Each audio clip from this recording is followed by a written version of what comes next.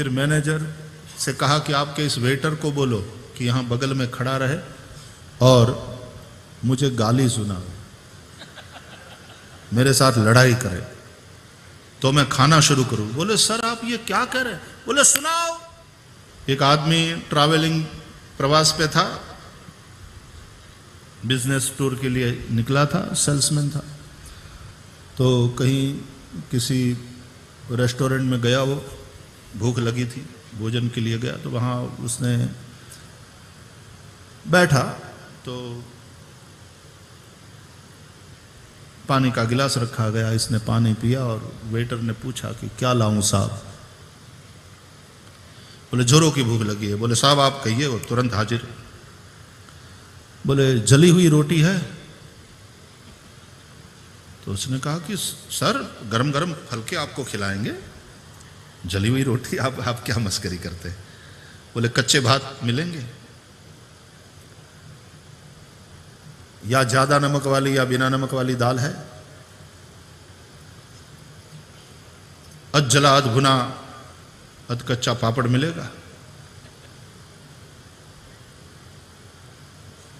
बोले साहब आप क्या कहते हो, यहां तो 2-3 सब्जियां मिलेगी आपके लिए, पापड़ अचार सब कुछ है, आपको सब मिलेगा। बोले नहीं, मैंने जो पूछा उसका जवाब दो, पैसा जो है वो ले लेना, जली हुई रोटियां दो।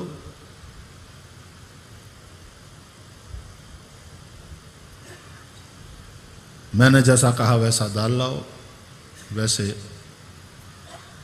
आधे कच्चे चावल लाओ। बोले साहब ऐसा हमारे यहाँ। बोले मैं फिर चला, मैं कोई दूसरे रेस्टोरेंट में जा। बोले नहीं नहीं नहीं सर, ऐसा क्यों आप करते हैं? तो मैंने जैसा ऑर्डर दिया वैसा बना के लाओ।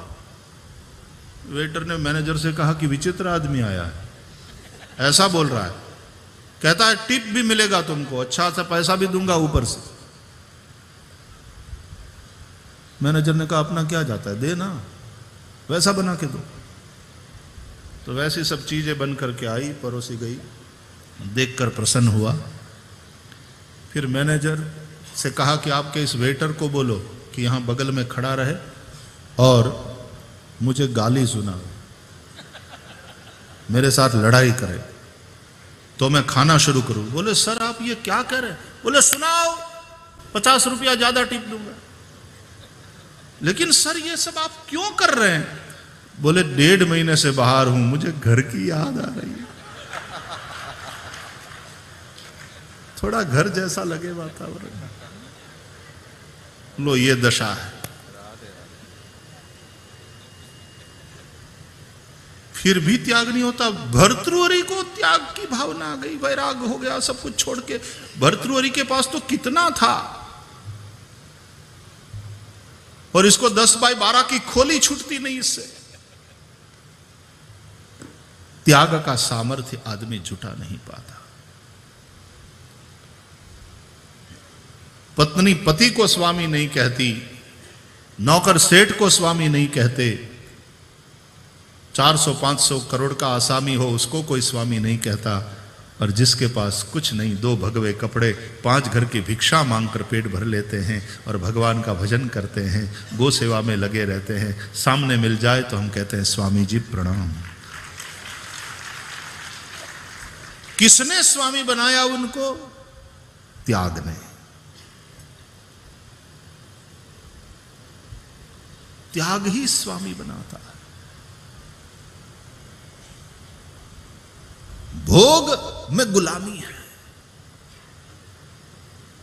भोगो तो भी तेन त्यक्तेन भुंजीथा मां घृतः कस्य स्विद्धनम।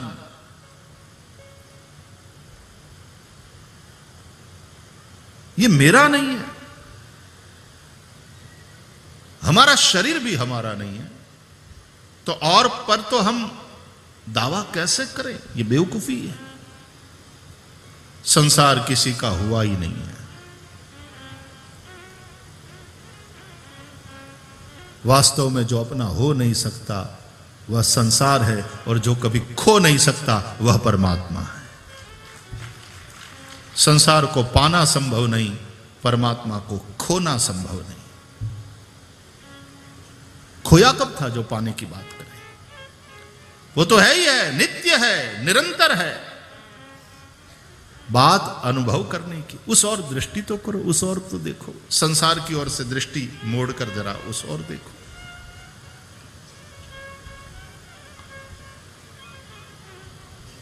तुम्हारे ध्यान को आकृष्ट करने के लिए कभी कन्हैया बांसुरी बजा लेते, कभी कोई और लीला करते, कभी कोई और लीला करते। ये सारी चेष्टाएं परमात्मा की है, कृपा पूर्वक, कि हमारा ध्यान संसार से हटे और दृष्टि भगवान के ऊपर जाए।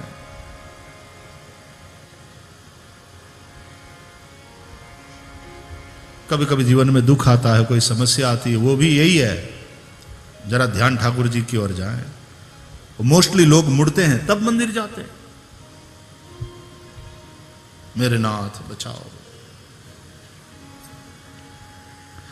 और जैसे ही भगवान के चरणारविंद में उसने मस्तक झुकाया, वो तो भव प्रवाहो परमं पदाम्बुजम, ऐसे चरण हैं, संसार का प्रवाह ही वहां समाप्त हो जाता।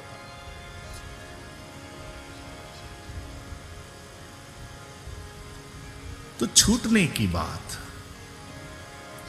मुक्ति की बात, मोचनम मोक्ष, धर्म का हेतु मोक्ष है, अर्थ नहीं। और अर्थ का हेतु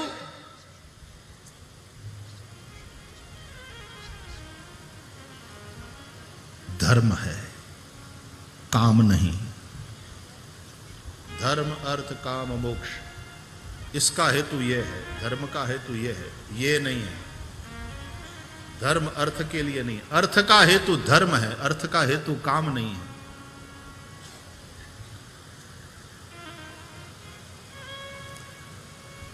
अर्थ है तो उसके द्वारा धर्म का संपादन करो, अर्थ को परमार्थ में लगाओ, गो सेवा में लगाओ, दूसरों के हित में लगाओ। अर्थ संग्रह के लिए नहीं है, अर्थ सदुपयोग के लिए है।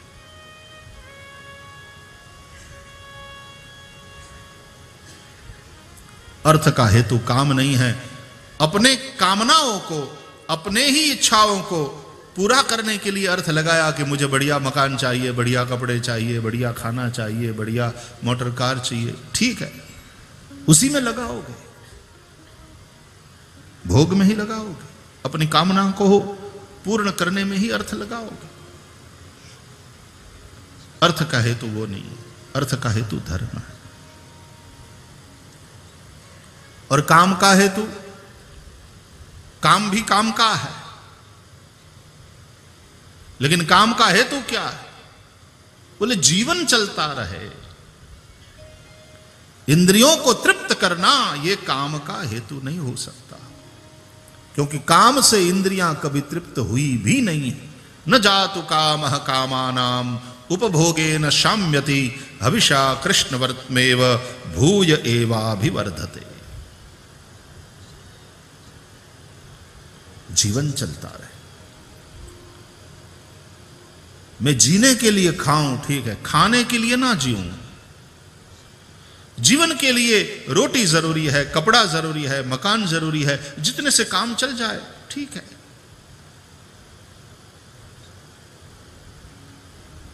जीवन के लिए है ये सब। और जीवन काहे के लिए है? जीवन का हेतु क्या है? बोले जीवस्य तत्व जिज्ञासा, तत्व को जानने की इच्छा करना, यह जीवन का हेतु। जिंदगी केवल दुकान चलाने के लिए नहीं मिली, केवल कर्म करते रहो, मजदूरी करते रहो, संसार से संबंधित उसी में सांसों को खर्च करते रहो, इसलिए जीवन नहीं मिला। सांसों को खर्च करके पैसा कमाते हो, पैसा खर्च करके सांसों को कमाना संभव नहीं। नहीं तो महल में रह करके भी आदमी दुखी, और कभी झोपड़ी में रहने वाला साधु भी जिस मौज में रहता है, जिस मस्ती में होता है, जो आनंद संत फकीर करे वो आनंद ना ही अमीर ही नहीं, सुख दुख में समता साध रहे।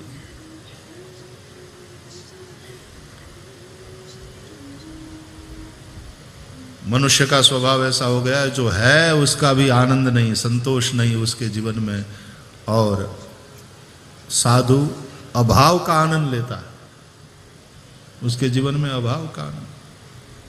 कोई चाले हाथी घोड़ा पालकी मगाए के, लेकिन साधु चले नंगे पैर चींटियां बचाए के, तुलसी मगन भयो राम गुण गाए के। बाबा जी नंगे पांव चलते हो, इतना गर्म है, धरती गर्म हो रखी है, आप नंगे पांव, जूता पहन लो। बोले ना भैया आवश्यक नहीं है, ऐसे ही हम तो है, जब से साधु बने हैं ऐसे ही है, अभ्यास हो गया हमको, कोई आवश्यकता नहीं, आप पहन लो।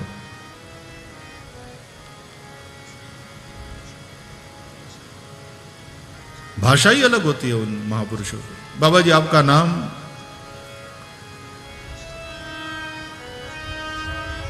बोले इस शरीर को लोग विशोकानंद के नाम से जानते हैं।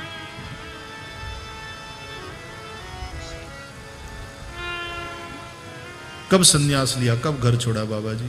बोले शरीर जब 9 साल का था।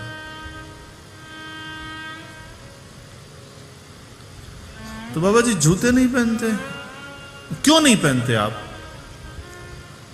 जवाब सुनो, चमड़े में चमड़ा क्या लगाना भैया।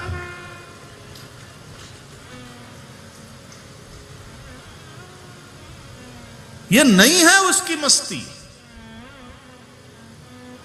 है का संतोष नहीं है कभी कभी हमारे जीवन में, और यहां नहीं की मस्ती देखो। अभाव से जब आदमी आनंद लेना सीख ले, दुनिया की कोई सत्ता कभी उसको दुखी नहीं कर सकती। हमने बड़े परिवारों में देखा है,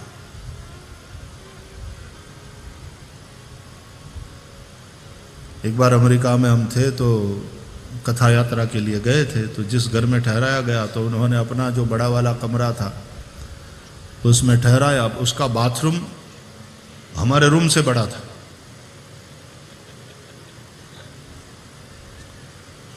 उसमें क्या कहते हैं वो जाकूजी था और शावर के लिए था और 2-3 प्रकार से नहाने की सुविधा थी। उसी में से अलग अलग व्यवस्था, और एक वॉक इन क्लोजेट बोलते हैं उसको, वो था। तो हमको बताया गया था कि आपके कपड़े वहां रख दिए गए हैं। तो हमने वो खोला अलमारी को, वो गलती से दूसरी वाली अलमारी खुल गई। तो देखकर हम तो चकित रह गए, वहां की लक्ष्मी जी के जूतों से भरी थी पूरी अलमारी। हमने सोचा ये जूतों की दुकान है कि इतने जूते, सैंडल अलग अलग प्रकार के, अलग अलग ड्रेस के साथ अलग अलग ढंग से पहनना पड़ता है ना। वो तो लक्ष्मियों को फिर पति की भी इज्जत होती है, उसकी रक्षा के लिए करना पड़ता है, वरना उसकी कोई रुचि नहीं होती पति का अच्छा दिखे। इसलिए शॉपिंग इतना है फिर भी चलती रहती।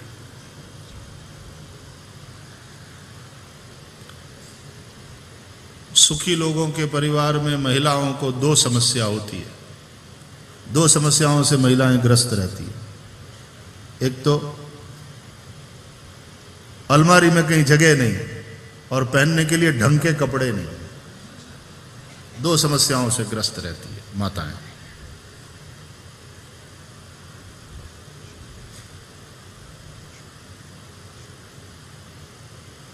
अभाव का आनंद। कमाना सामर्थ्य हो सकता है कि तुमने शून्य से इतना बड़ा साम्राज्य खड़ा कर दिया, अरबों का, यह सामर्थ्य है, लेकिन वो स्वामित्व नहीं है। कमाने के सामर्थ्य के साथ साथ त्याग का सामर्थ्य आता है जीवन में। हम कल से लगातार इन तीनों महापुरुषों का स्मरण करते हुए प्रेम, त्याग और सेवा की चर्चा कर रहे हैं। आज भी पूज्य महाराज जी ने बहुत सुंदर ढंग से उन तीनों बातों को रखा। और वाकई जिनमें त्याग है उनमें प्रेम और सेवा दोनों है, जिनमें सेवा है उनमें प्रेम और त्याग दोनों है, जिनमें प्रेम है वहां भी त्याग और सेवा है ही है। यह अन्योन्याश्रित है।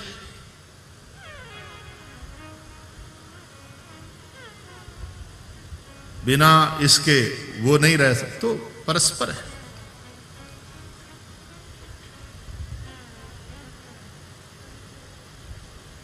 त्याग का सामर्थ्य है, कमाने का सामर्थ्य तो है, बटोरने का सामर्थ्य है।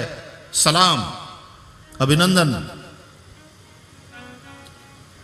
आशीर्वाद, बहुत बढ़िया। अब दूसरा सामर्थ्य भी ले आओ, त्याग का।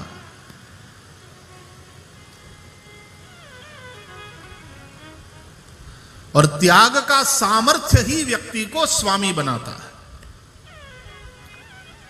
जिसके पास 400-500 करोड़ रुपया है उसको कोई स्वामी नहीं कहता।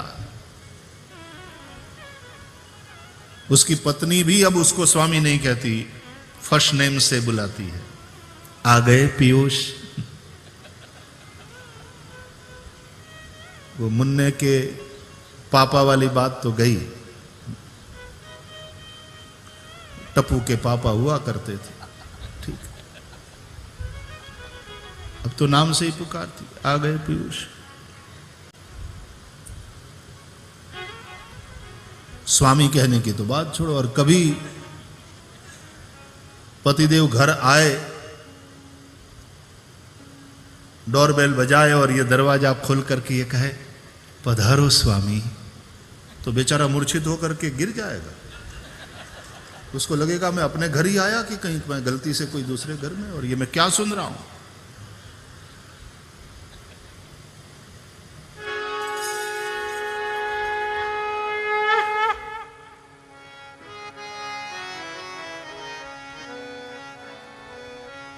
जय जय पांडुरंग हरि, जय जय पांडुरंग हरि, जय जय पांडुरंग हरि, जय जय पांडुरंग हरि, जय जय पांडुरंग हरि, जय जय पांडुरंग हरि, जय जय पांडुरंग हरि, जय जय पांडुरंग हरि, जय जय पांडुरंग हरि, जय जय पांडुरंग हरि, जय जय पांडुरंग हरि, जय जय पांडुरंग हरि, जय जय पांडुरंग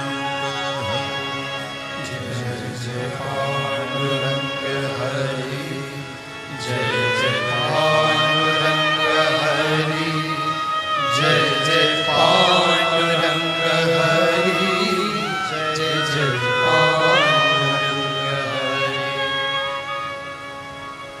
श्री वृंदावन विहारी लाल